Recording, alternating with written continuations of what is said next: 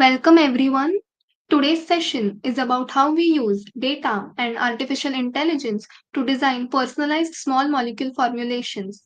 Instead of relying on a one size fits all approach, we are moving toward mechanism based, patient centric formulation where decisions are driven by real biological data.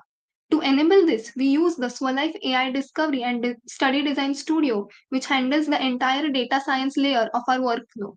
From there, our pipeline moves through data analytics, predictive analysis, and finally predictive medicine, allowing us to understand molecular patterns, simulate outcomes, and design optimized personalized formulations. By the end of this session, you will understand how this AI driven work flows.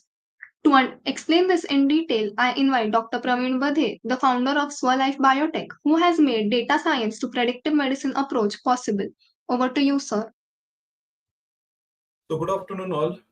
So as Shruti mentioned, that we will be talking about data science, but simultaneously, Shruti is going to demonstrate that how actually the flow works from data science to predictive medicine, and then it will be joined by Dr. Sriharan, who will be talking about the clinical side of the project. So just initially, I will be talking just some part of the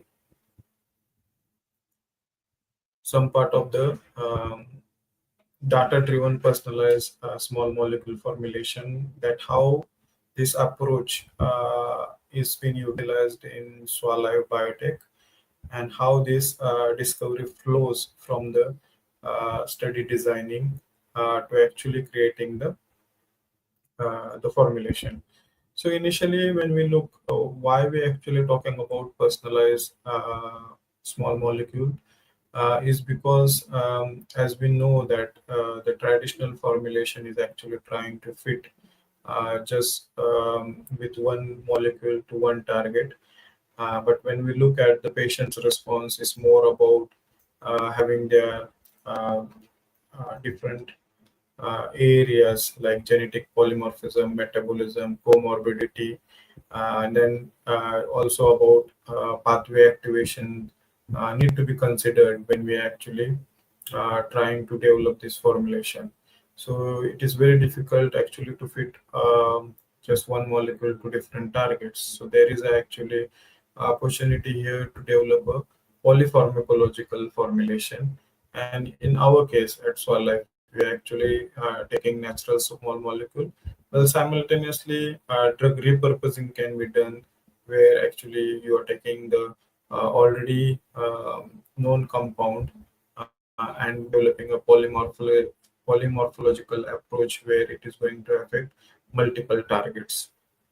And to do that, we actually have developed a AI platform where we can actually get the data from the public domain, which can actually connect all the targets and the leads. So the flow, when we look at the flow, it actually moves from first is that collecting the data.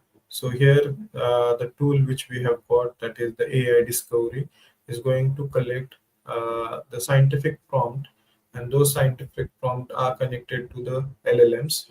So they will be explaining about the flow, and from there we are going to get the information about the targets and the leads, which will be analyzed. So those are the data is in the form of the text, which is then converted into the codes, that is the HTML, and then the analytical part is done where we identify the patterns of those molecules which are hitting to the targets in different pathways.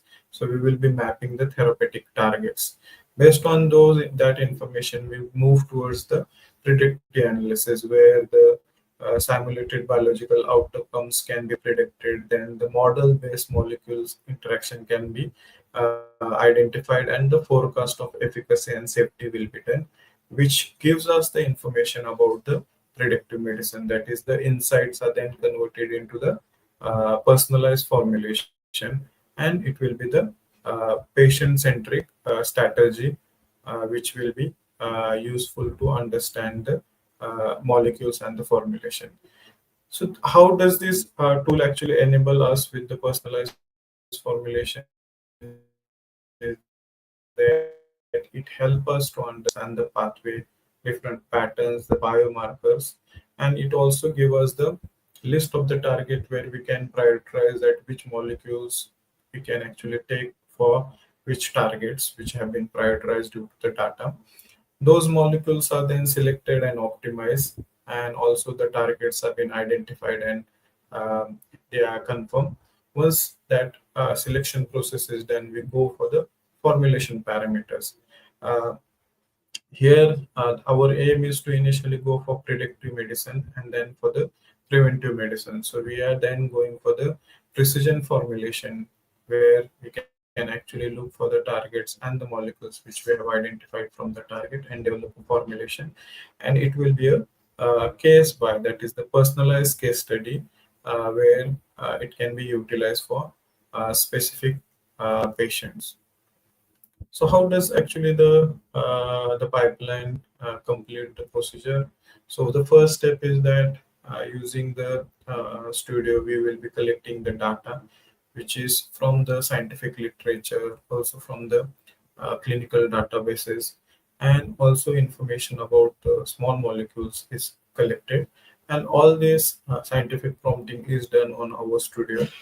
Once we got those information, we go for the pattern recognition. In that also we go for pattern pathway validation, target identification. So that information is extracted, and then we curated the database.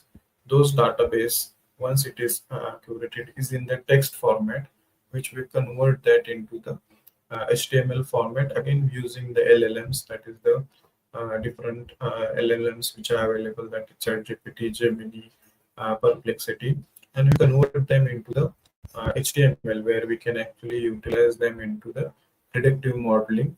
And with the predictive modeling, we will be analyzing them to understand the biological outcome, the forecasting of the interactions, and also understand the ADME of the molecules, which can be then useful for predicting the safety and activity of those molecules.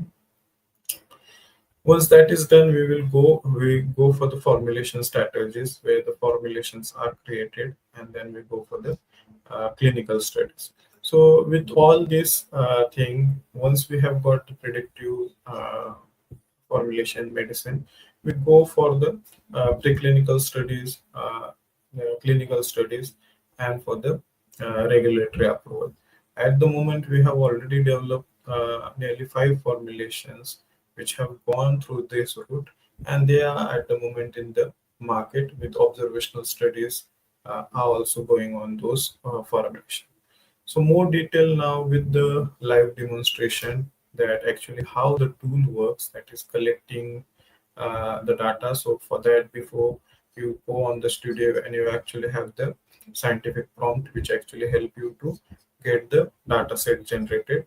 Then you move into the analytical pipeline, and at the end you actually have the small molecules and the target, where you can go for the personalized formulation. So with this short live short presentation, I will now ask Shruti to go for the live demonstration of our studios. So over to you, Shruti. Yes, thank you, sir.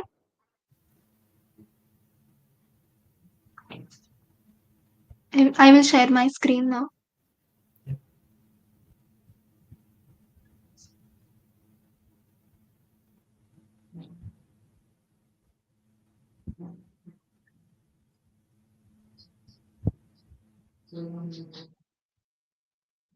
Is my screen visible? Yeah, the slides are not visible, but your screen is visible. Yes.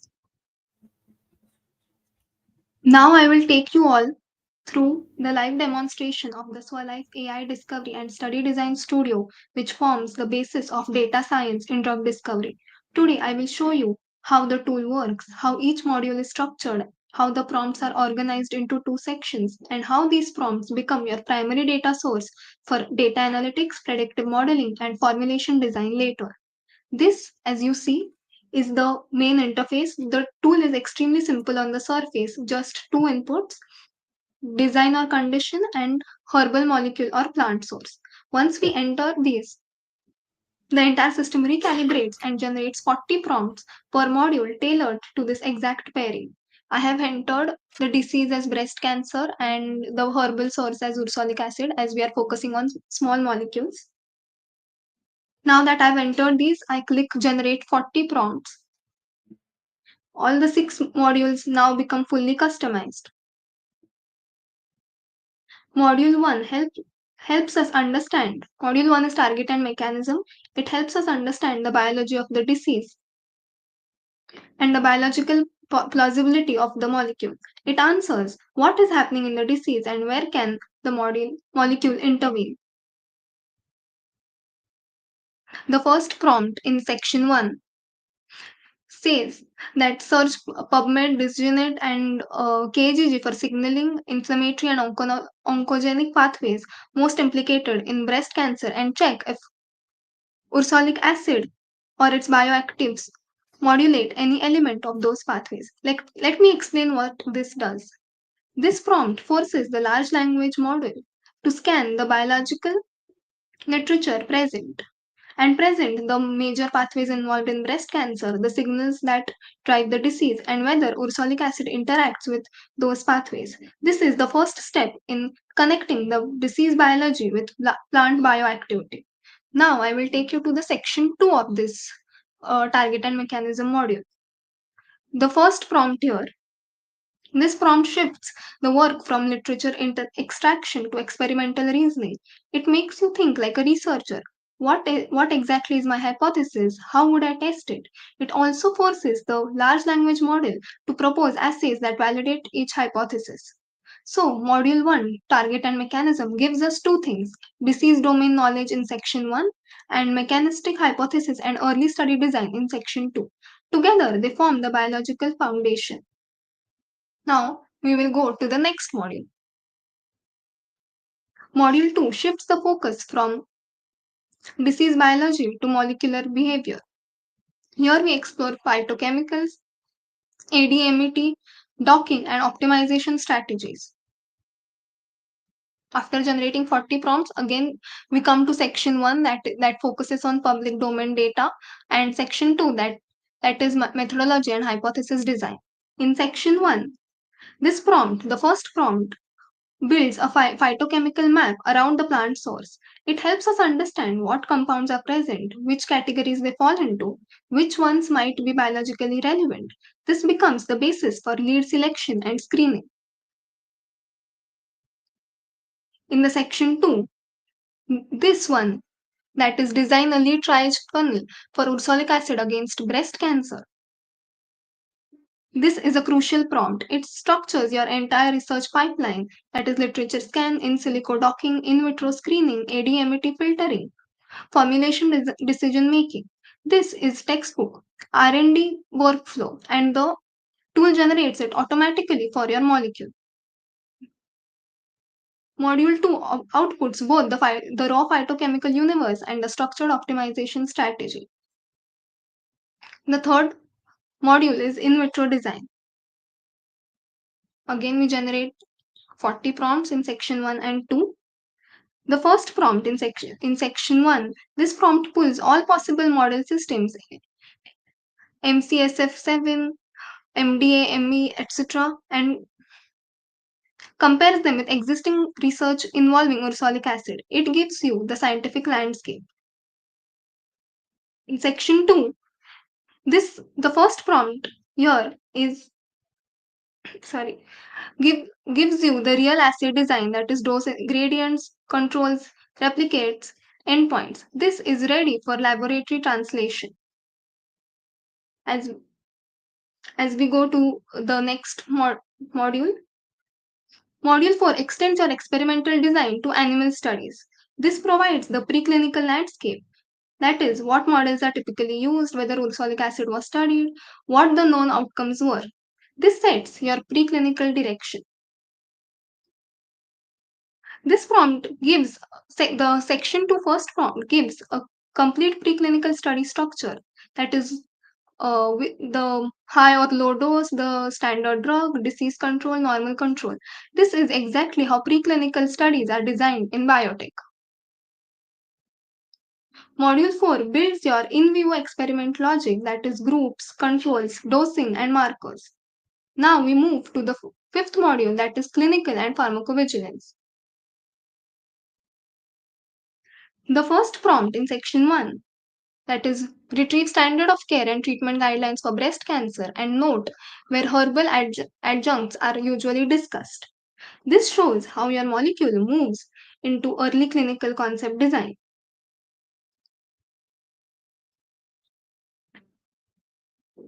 Module 5 gives you safety and clinical endpoints, that including inclusion or exclusion criteria and study design. Taking you to the sixth and the last module, that is market and IPR. This final module helps translate your research into a real world product path, focusing on claims, competitor analysis, regulatory pathways, and IP, that is intellectual properties. The first prompt in section 1, that is scan public domain for products or claims using ursolic acid and breast cancer or adjacent disease areas, highlighting gaps or opportunities. This identifies what already exists and what doesn't, helping you find innovation space. Module 6 connects science, product, IP, and regulatory strategy. Now that you have seen how each module works, let's step back and understand why all of this actually matters. This tool is not just generating prompts, it is generating your entire specific scientific data set. When you run these prompts through a large language model, you are not just getting text output, you are generating pathway maps, biomarker lists, predicted molecular interactions, ADMET tables, dose response estimates, assay designs, in vivo study structures, clinical safety frameworks, regulatory pathways, and market gap analysis. All of these are data points. This is the data science layer of the Swalife AI discovery flow. In the discovery flow, as we discussed earlier, stage 1 data science is completely powered by this tool. And data science here means identifying what data is needed, structuring it, and generating it systematically. Most students or early researchers directly jump into analysis without properly assembling the data set. This tool enables you to do it the right way. The prompts are standardized, which means your data sets are also standardized. One of the biggest problems in research is inconsistency. Different people generate data in different formats, making comparison impossible. But here, every prompt ends with the same output structure, that is, table, graph, summary, and conclusion.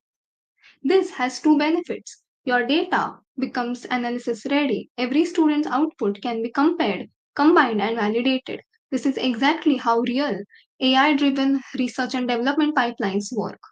This structured data set enables true analytics and predictive modeling.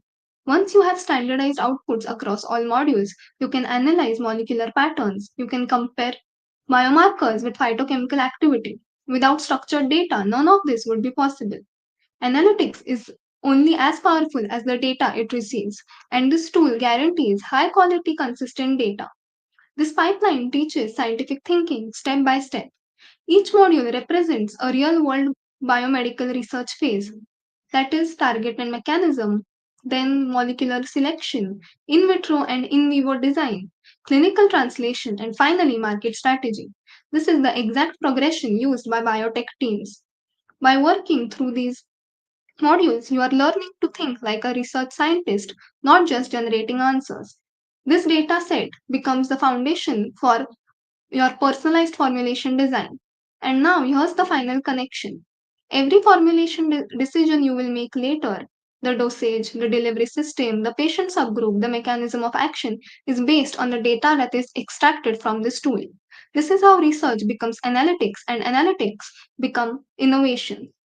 Now that you have seen how we collect structured scientific data using the Discovery and Study Design Studio, I want to show you how the how to take the data set forward into the next layers of the SWALIFE pipeline. To demonstrate this, we will walk you through another case study. The purpose is to show how the tools work end to end when the data flows through all the stages.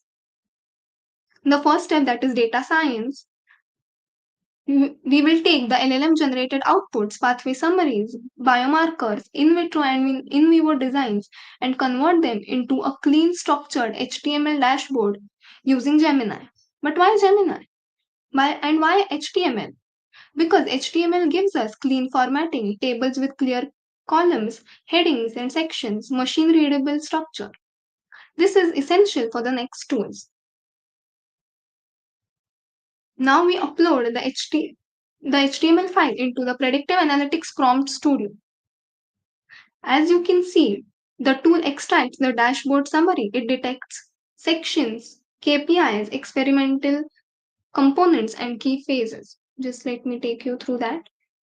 These are the sections and these are the charts, the list of charts. Once the HTML is processed, the tool automatically generates three extremely structured prompts.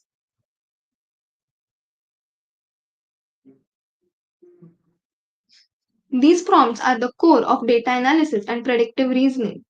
Prompt 1 guides the LLM, that is the large language model, to convert the dashboard information into analytical tables, feature table, target table, interpretation, predictive conclusion. This is where raw data turns into model ready variables. Prompt 2 moves from analysis to forecasting. It asks the large language model to propose three predictive models, describe inputs, outputs, and simulate prediction behavior. The nature of this prompt is highly analytical. It focuses on identifying how features influence outcomes, anticipating biological response, and creating modeling strategies. Prompt 3 closes the analytical loop.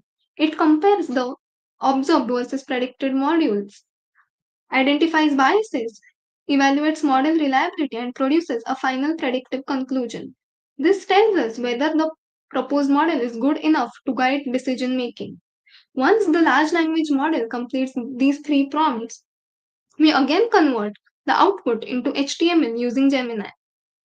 The first HTML file represented discovery data. This second HTML file represents analytical and predictive insights. This is the bridge into predictive medicine. This is the next tool, that is the SWALIFE Predictive Medicine Prompt Studio.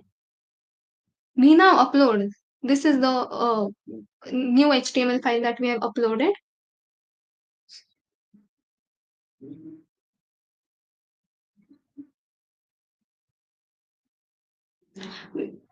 This tool does not focus on modeling, it focuses on translation.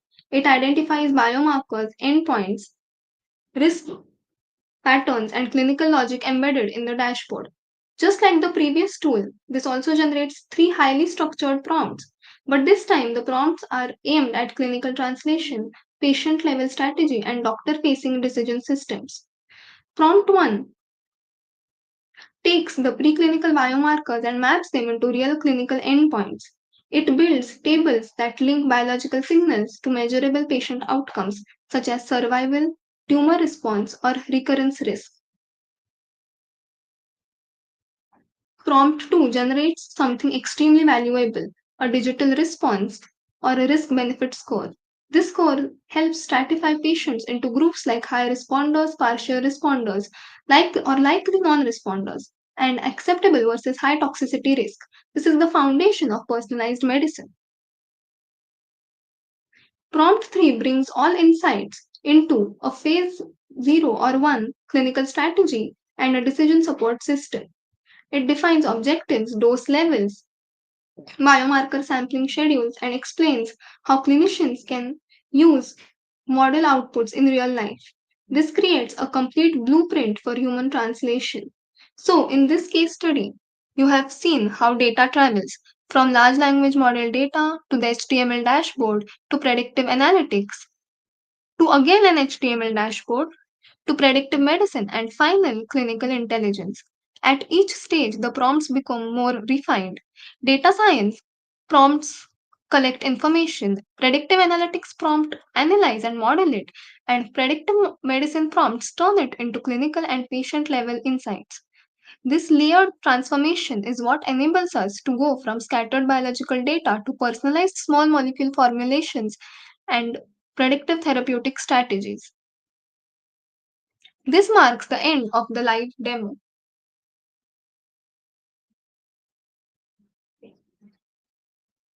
Today, you saw how we start structured data from the tool, transform it into dashboards, analyze it using a predictive analytics engine, and finally convert it into patient focused insights through predictive medicine. We will now move forward to the next session led by Dr. Sriharan Sir, where we will explore how all of this data you just saw transforms into real predictive power inside clinical research. Dr. Sriharan will take us through the integration of predictive analytics in phase 1 and phase 2 herbal clinical studies, including how computational models optimize dose selection, forecast therapeutic efficacy, and enhance safety monitoring. This is a crucial bridge between the data sets generated by our tool and their real world application in clinical decision making. Please join me in welcoming Dr. Sriharan sir. Thank you, ma'am.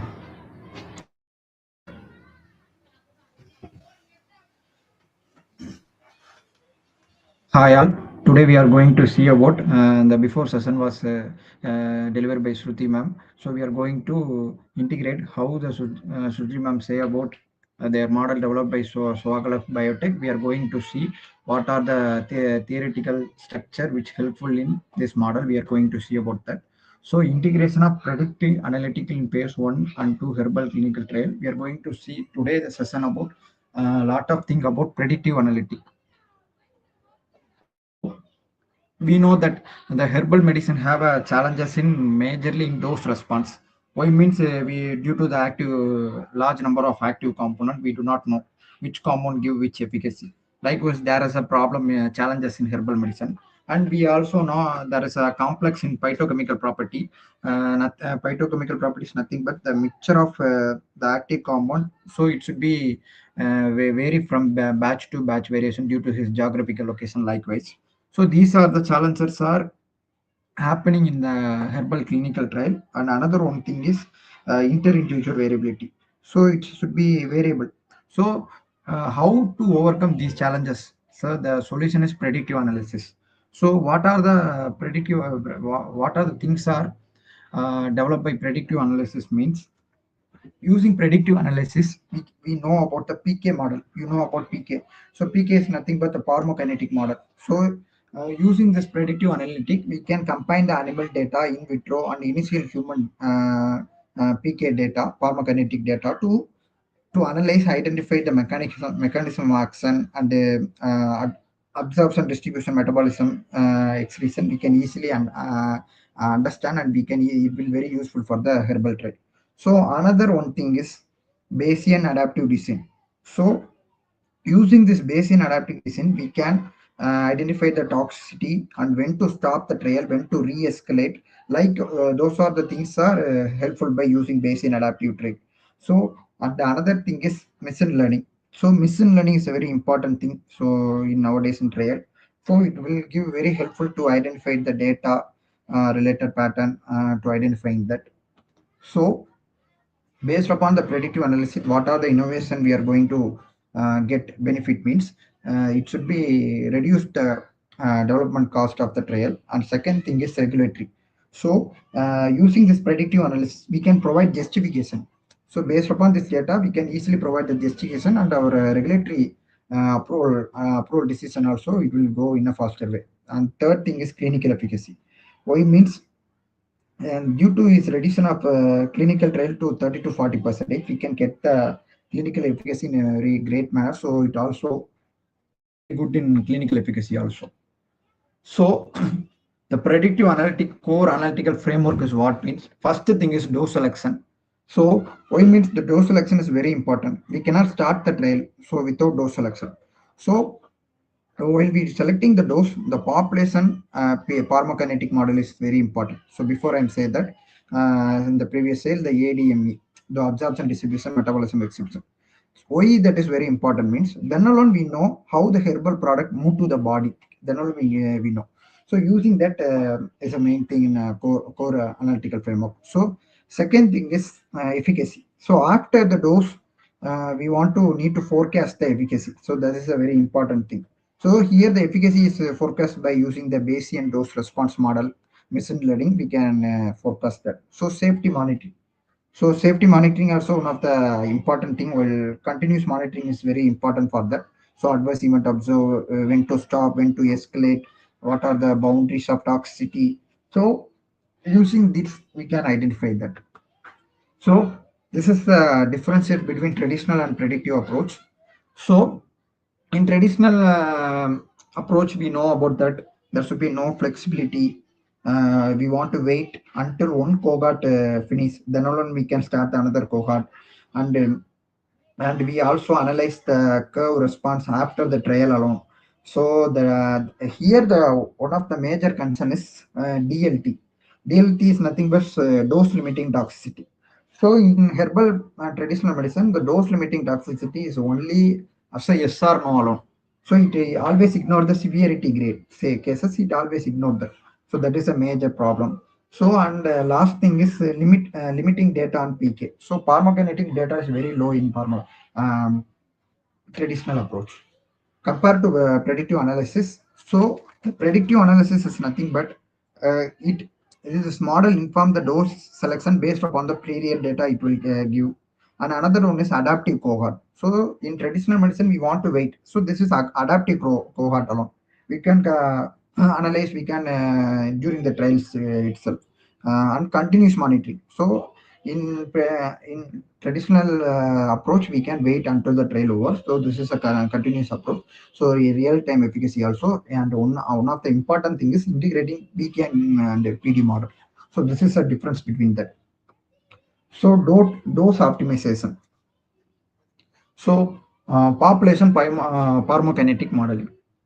So this will tell how the drug expose in plasma concentration, how the drug expose in tissue concentration upon various individual. So this population PK model is very important.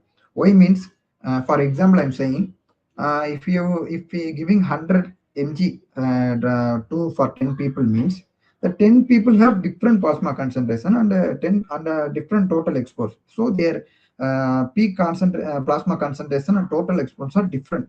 So it should be some people have a poor metabolism, some people have a rapid metabolism. So using this PK model, we can analyze the vary between individual. What are the variation between individual? How much clearance is varies between individual? Likewise, variability we can easily understand. Using the one of the tool is nothing but non-linear mixed effect model. So based upon that, we can identify the one of the important thing is inter individual variability. What are the residue variability? We can easily identify. So here the physiological based pharmacokinetic model. So here this is very important for GA absorption, hepatic metabolism. How are they are going? We want to understand using this physiological model we can use. So here the models are divided in divide the body part into compartment like a train compartment. They are dividing. So we can also using this we can also predict the absorption, distribution, metabolism, excretion very easy using this BBK model. So here first one is silico absorption. So silico absorption is nothing but how the our compound is across the intestinal epithelium in our body. So using this silico absorption, we can understand the absorption status of the drug. For example, I'm saying take the curcumin. So if you take curcumin is a lipophilic, poorly soluble. So poorly soluble, so is undergo the minimum absorption allowed. So using the silica absorption, so we can also know about what absorption status of the drug in the body is also we can understand using in herbal product mainly. So second thing is tissue distribution. So once absorption, that should be a tissue distribution. For from the above example, I'm saying. So the curcumin, you know know about that. So it is a lipophilic compound. So the lipophilic compound, hydrophilic compound, you know about that. We'll be studying the BBBK. So the lipophilic compound, you know that it should be accumulate in fat, brain, but hydrophilic compound should be stay in the blood and excreted. So using this BBBK model, we can predict the participation coefficients of the herbal product. That is a very important thing in BBK model. So that also we can predict. So another thing is metabolic clearance. So you know about that. Liver is a primary metabolism site in our body. We know that. So in the metabolic clearance also we can more learn about drug-tracking drugs, and we can identify and predict how the in enzyme in CYP, how the fraction of compound metabolize, which enzyme metabolize. Likewise, we can predict using this metabolic clearance. So dose extrapolation is nothing but using, it is otherwise called as a testing hypothesis. So based upon animal model, the study should be succeed. We are replacing that into human model. We are rebuilding. Based upon the human structure, we are rebuilding. So that is a dose exploration. So starting dose selection methodology. So how to select the starting dose means, which should be a critical part in herbal medicine. So here we are using the four approaches. I'm saying one by one. So Noel approach. So Noel approach is nothing but using animal model, success animal model. We are rebuilding into human model. Here we have a doubt will come. So the animal body weight and the concentrations are different from the human body weight. So we are using here allometric scaling factor. Why we are using allometric scaling factor means to identify the human equivalent weight dose. Means then alone we can administer it to the human. So it should be different from the animal body weight and height. So that is one of the thing. So another thing is PAD. PAD is nothing but pharmacological active dose. So using that we can calculate the effective concentration of the molecule, how the molecule is effective concentration in the body, in which part, likewise we can calculate. So another one thing is MABL. So using this, models will say any declare us anything, this drug is 50 percentage, model say declare us the novel mechanism, explain the 70 percentage of target achieved means you can use as a human dose as a 75 percentage. Likewise, that is a minimum antiseptic biological effect. So period clinical acceptance peer, previous any related studies which has been done on that. So that is one of the thing. So moving to another slide, the covariate analysis and dose individualization. So you may know about that one size fit for all approach is a old. So it should be different from patient to patient, individual to individual. So how we are going to analyzing the dose based upon demographic factors. So body weight, these are the genetic polymerization, organ function, concomitant medication. So we are using analyzing the for individualized personalized medicine. Like in another word, personalized medicine. We are using this covariate and dose individualization. So here the case example for dose selection, how the dose should be selection. So here curcumin. So you know about that. It is a lipophilic nature. So in this case example, we are analyzing the dose response relationship. So challenges, what are the challenges means, we know about that it is poor soluble, so it is be inconsistent. So how the peak BBVK model is helping us? So it will give the lipophilicity log data to us, and in vitro in data, literature data. So based upon that, the model will predict a standard curcumin dose response. So without BBBK, we may struggle to improve the bioavailability of model. So bioavailability is very important, bioavailability and bioequivalence. So without BBBK, we cannot achieve. So this is one of the example for the case. So efficacy forecasting. So the Bayesian dose response, we see it in first slide itself. So it should be a continuous monitoring the efficacy in the model. So there should be a dose response model selection should be a four type. So here the linear model why we are selecting dose response model means, so in herbal product the different products have different dose response, you know about that different reshape, likewise it happen. So these are the model for dose response selection. So first thing is linear model. So the linear model will only applicable when the good and high level of preclinical data is available for it. So then alone we can move on that. Without this the good level of preclinical data, we cannot go to that. So that is very rare in herbal application. Then another thing is Emax model. So Emax model is nothing but we are selecting dose response based upon Emax. So Emax is nothing but maximum possibility efficacy and ED50 dose producing half maximum effect. So based upon that, the model should be played. And another thing is non-monotonic model. So non-monotonic model is one of the important model. Why if you employ in this model means you want to know about the herbal knowledge, herbal pharmacology. Without herbal pharmacological, we cannot go through this model. So you know that in some herbal product you take means in it will give high efficacy in low dose itself, but in some but it will disappear. The same product give high efficacy in the low dose itself, while it will give in intermediate dose or high dose, it will disappear. So likewise we have a confusing stage on that. So now one of the things on that. So another thing is if you know that herbal medicine have a multiple target. So the phytochemical interaction, how the complexity, which also we want to identify. So in normal traditional clinical trial, herbal trial, so miss these non-monotonic model basically. So using this Bayesian model, we can detect the non-monotonic. So it will very useful for the future direction also. So bell-shaped model is nothing but like as before I'm saying now, efficacy, giving efficacy at high at the intermediate dose. Likewise, in low dose, it will give the high efficacy. Likewise, it should be in a bell-shaped model. It should be declined. So that is a bell-shaped efficacy. So incorporating historical data. Why the historical data we need means mainly for efficacy, ethical, regulatory alignment. To understand these are all those things. So the prior specification of clinical historical data is very important.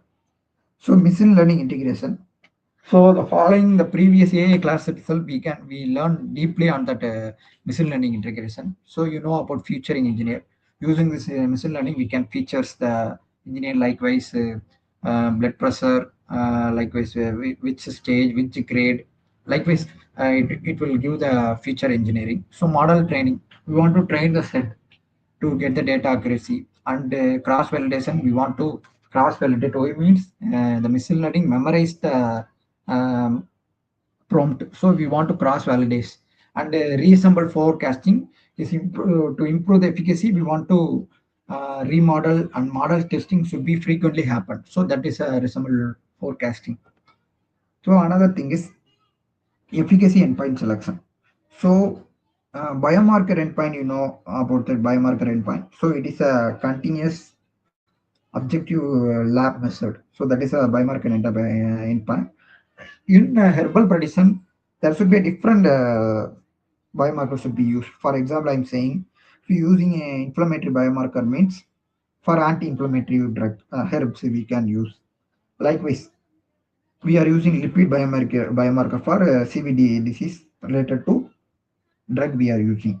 So this is a selection of biomarker based upon the nature of the herbal medicine.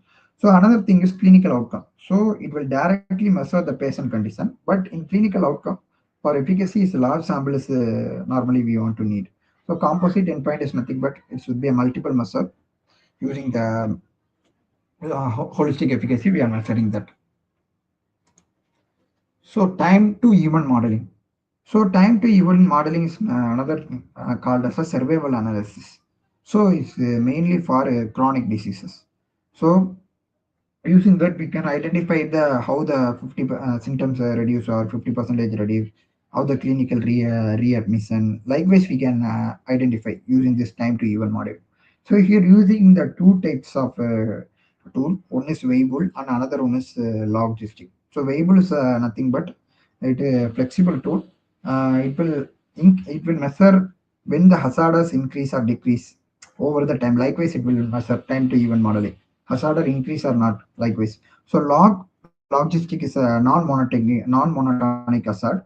So how the dose response relationship model produce, likewise it will tell about that. So adaptive randomization strategy. What are the adaptive? So you know about that adaptive.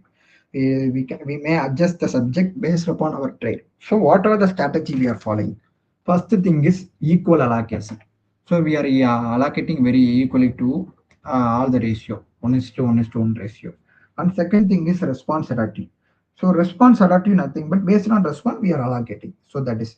So third thing is covariative adaptive. So mainly it used for subgroup for patient stratification to identify the inter-individual variability. Likewise, things we are covariative adaptive strategy we are using. So optimal design. So optimal design is nothing but based upon our optimum design. For example, in our information in our study estimation, we are based upon that we are achieving that using ED50. Those producing 50% efficacy, which based upon that our information we are adapting. So forecasting the precision, quantifying the uncertainty. So this is forecasting. For forecasting, nothing but this will be done by credible interval and prediction interval and probability interval. So that is a main important thing. So the target coverage 80% is nothing but how the interval capture the parameter at unexplained residue error in the trial. That is a total coverage. So confident interval nothing but it will tell the calibration assessment how it fall or not. Likewise it will tell. And another thing is bootstrap reassemble. So how minimum to maximum distribution of the dose to identify and predict, we can use this bootstrap reassemble. So safety boundary. So redefining the drug safety monitoring, you know about that. The traditional medicine have binary DLT. So binary DLT, you know about that. Only yes or no allowed. It will always ignore the severity grade, why the cause and complexity will very simple alone. So that is a traditional. So end of the trail alone, we take the assessment during the trail traditional trail. In BBBK, it will continuous. It's a continuous assessment sample size. It's not should be a flexible one. So based upon that, we can weight all the adverse even point. We can also grade. We also put the net score. Likewise, we can gain. So we also overcome the delay adverse event. Likewise, time to event toxicity calculation. Likewise, we can overcome using this redefining the safety monitoring. So this is a dose limiting toxicity. What are the things are redefined? So traditional binary DLT, we know that the grading 3 to 4 adverse event within 28 days, it should be oversimplified one. So here the continued toxicity score is nothing but net. So accumulating of the burden using a weighting composite all the adverse event using a normal equivalent toxicity score caps or using the capturing the cumulative event. So traditionally it should be most of the things should be in DLT ignored in previously I'm said. So another thing one of the thing is time to event toxicity. So time to event toxicity mainly used to overcome the delay adverse event. Likewise the scenery we can using this we can overcome that. And moving to next slide is a Bayesian toxicity probability interval. So this is a very important for dose finding. So in herbal trial, we are dividing into three types. One is underdosing interval, and another is target toxicity interval, and another is excessive toxicity interval. So underdosing interval, how the dose will tolerate in suboptimal dose or dose, we are identified that and move and escalate to the next dose. Another and next is target toxicity interval. So in this region, what is the acceptable dose? What is the maintenance dose we can identify? So excessive toxicity interval, we can identify the unacceptable dose we want to hold when it should be produce toxicity. We want to escalate. Likewise, the things we can identify using this. So another one of the important thing is continuous reassessment method. So it is also one of the dose finding approach. but it should be different from the previous TPI, toxicity probability interval. Why means toxicity probability interval only show the statistic column, but the continuous reassessment method will continuously update the curve parameter. So it should be a continuous process. So we are analyzing, reassessing using the entire data and include the person which are participates in the curve and follow up. We are reassessment and making re-estimate for the next participant dose. So that is a continuous reassessment method. So here we are using 5 steps. So step one is specific toxicity, target toxicity. So it should be a predefined one. So acceptable toxicity rate. So that is a first thing. Second one is choose the model to choose the dose toxicity model. Why we are choosing means to understand the mathematical relationship between dose and toxicity. So based upon that, we estimate in trial data in A, B, C. Likewise, we can identify. So third one is we are updating on that curve shift. What are the curve we are following? We are updating that. Fourth one is we are reassessing to the next cohort study. We are implementing this. So that is thing. So another thing is time to event CRM. So our normal standard CRM, we want to wait for each cohort. Previous slide itself, in the first slide itself, I say we want to wait for each cohort full follow up. Then alone we move on to the another. But in time to event CRM is very effective and beneficial to us. Why means it should be a partial follow up alone. For example, I'm saying if the participants are observed 14 days means we are only with no DLT means we are calculating for only 14 days what are the effect in this 14 days. Based upon that, we can change the dose, we can modify the dose, we can hold the dose. Likewise, it should be a partial follow-up. So it's very benefit for this. So another thing is escalation with overdose control. So overdose is the main concern thing in herbal medicine. So this is the UOC principle. What means if you want to escalate the dose means it want to meet the criteria. Without meeting criteria, you do not want to escalate the dose unless you have confident or not. Why means it will make the toxicity to the human. So we want to maintain that. So based upon that, we can maintain the dose in a nice manner. So what are the advantage? We can reduce the overdose. It will appropriate for non-oncology trial, lower appropriate. So these are the things. So keyboard design for multi-toxicity type. So multi-toxicity, you know about that in normal human drug drug participant, there should be hepatotoxicity, GA toxicity, drug interaction, skin irritation. Likewise, in herbal, we are have a multiple toxicity. So traditional herbal medicine basically it does not capture all the complexity. So basically, it does not capture. So this is the different what are the keyboard design for the types. The first one is different toxicity matrix. So in different toxicity matrix, it will tell the toxicity type and what are the severity grade. For example, grade 3 toxicity, which have a 5 percentage of greater than equal acceptance. Likewise, it will deliver the toxicity type in a row and severity grade in a column. Likewise, it will define that. Another one is model joint distribution. So model joint distribution, the name itself you get some idea about that. Y means well, correlation between toxicity. If the hepatotoxicity and elevated in liver enzyme come co-occur, it always occur in a combine occur alone, co-occur. So that is the model joint distribution. So compute aggregative score is nothing but we are weighting the individual toxicity and combined into a unified acceptable matrix. So what I'm saying means, for example, you take hepatic, we are going to calculate the hepatic score means we have a grade 1, grade 2, grade 3, grade 4, grade 5. Likewise, that should be a total divided by total. So grade 1, what are the toxicity you are type? 1.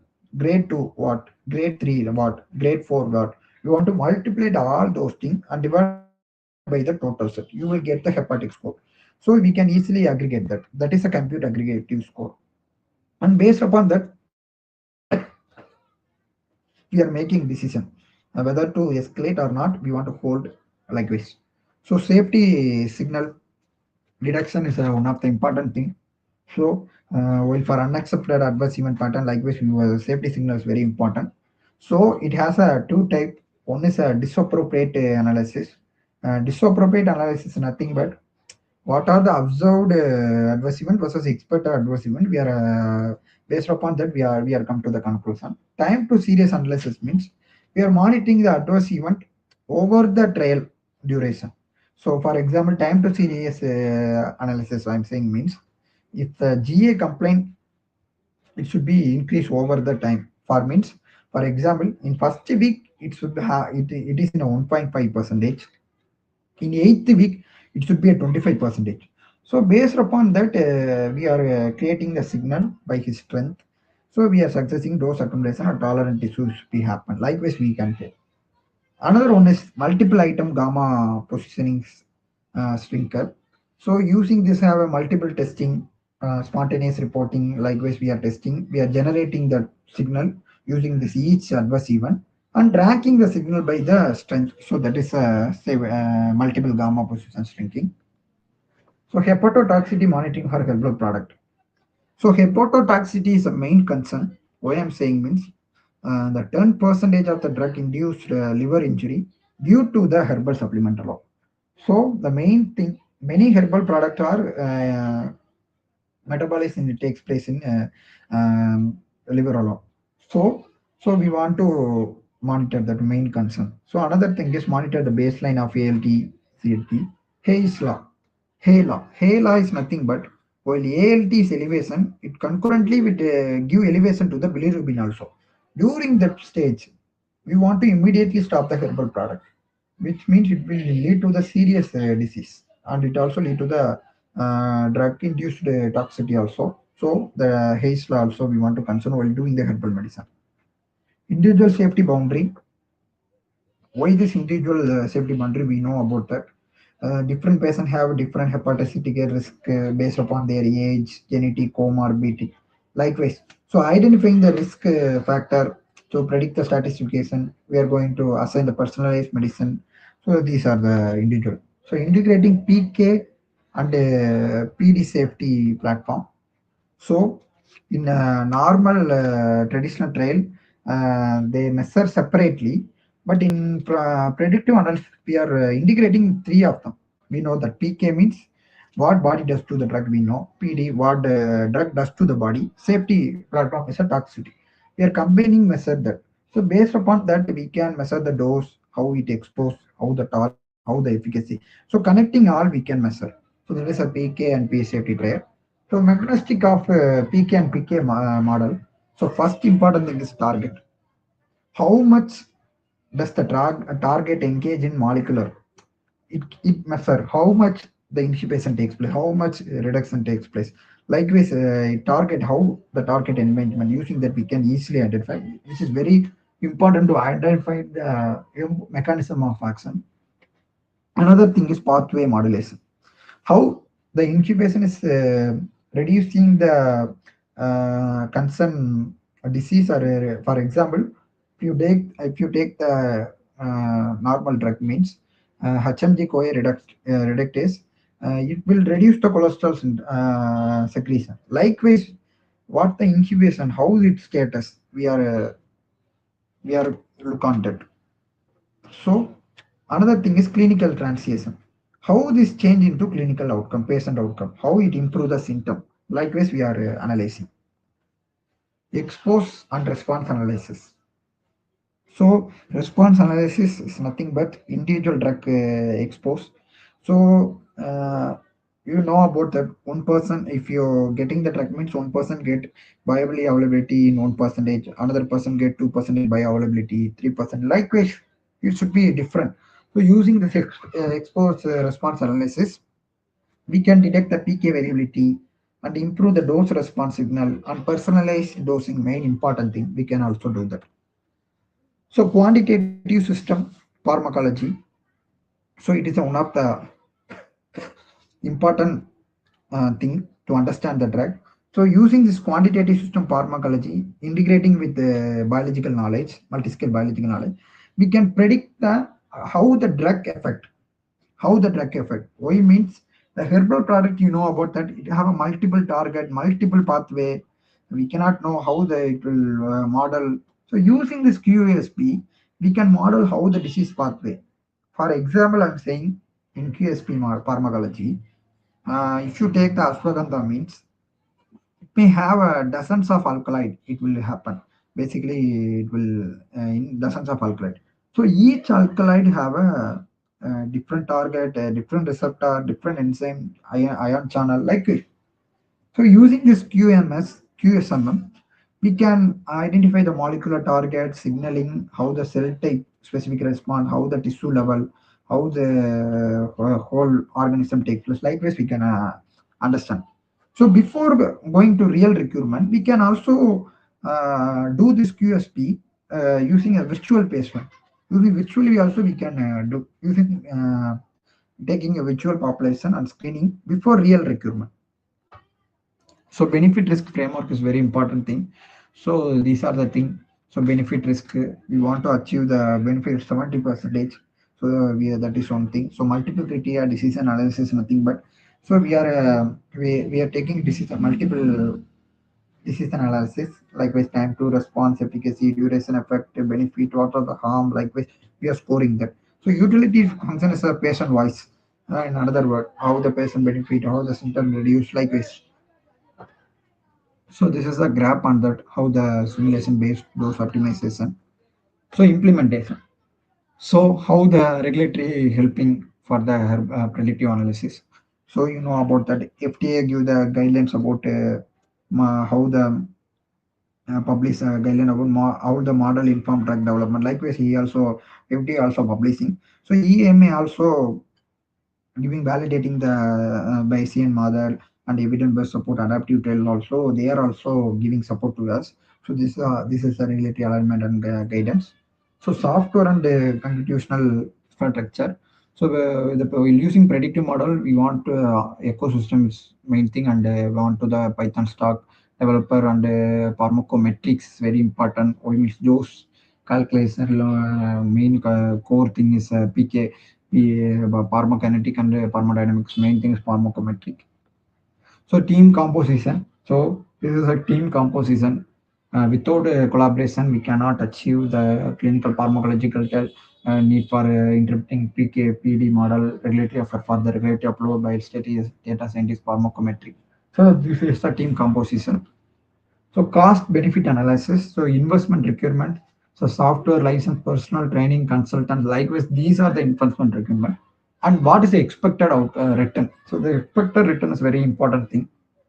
So using this, we can reduce the sample size also, certain timeline, right? The ROI was return on investment also, which will be cost benefit. So future horizon in predictive herbal trial. So integrating the real world data, likewise in health record and multiple omic stratification in combining the genomic proteomic data. So that is a multiple omic stratification. We are doing more research on that to identify that subgroup. So decentralized trial or doing decentralized trial is a very important thing, and the AI also one of the important for upcoming future. So today conclusion and recommendation.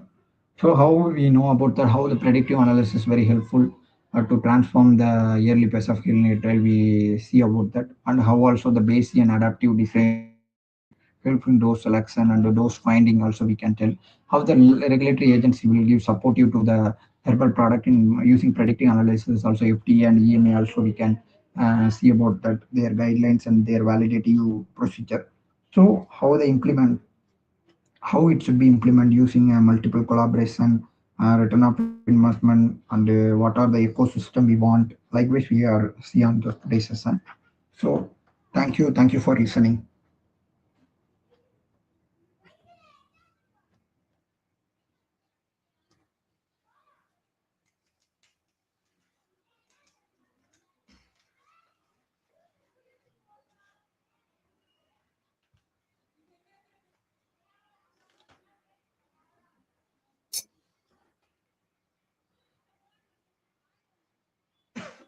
Okay, thank you, Dr. Sriharan. So there are no major questions regarding your side, and also not from what we discussed. So there are no major questions. So just want to address one of the question or comment here, which came from Chaudhary Rushikesh. Is it free? So you must be talking about the tools which Shruti was showing the demo. So yes, they are free to people who are collaborating with Swirlife, because we actually made them for the project which we are working on. So majorly it is more useful for that type of project. Just for any type of project, we need to personalize them. So we are actually making it free for collaborators who are working with our type of project, and simultaneously we are running some programs which are like internship type of program, where we will be discussing about in detail about what Shruti was telling, and how the pathway works for data driven drug discovery, where AI will be utilized. And those programs we are starting, so we already started, but some are going to be started in January. So it will be from January. And there are different, so it is a project based program, where you will be working on a project, where Swalife will be allocating you a project, and you will be then utilizing these tools and the project. So basically, the point here which I want to explain is that the outcome will be a research which will be converted into the product. So that's the thing. We are actually developing the platform under Swalife Academy, where we are actually also having a society under the Swalife Foundation, and that society will be part of our Swalife Academy membership area, where this type of sessions we will be continuing, and also we will be having you know some courses under that platform other than the program. So in the courses, you will be going through the theoretic part of the recent development which is happening in pharmacy, in the drug development, and in the AI areas. So that's how we are developing this um, academy. So thank you all for joining us, and uh, attending these sessions. Thank you, Dr. Sriharan, for the session which you have taken, and thank you all. Thanks.